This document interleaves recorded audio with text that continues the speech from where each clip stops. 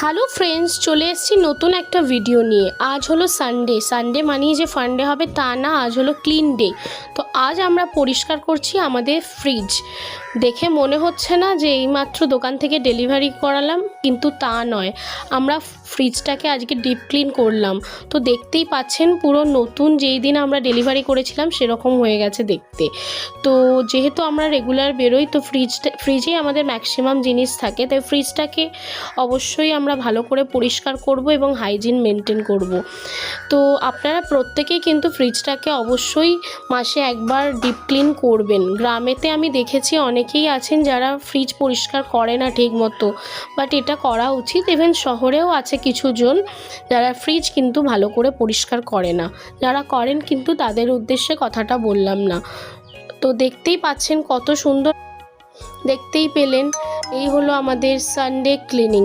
Tata.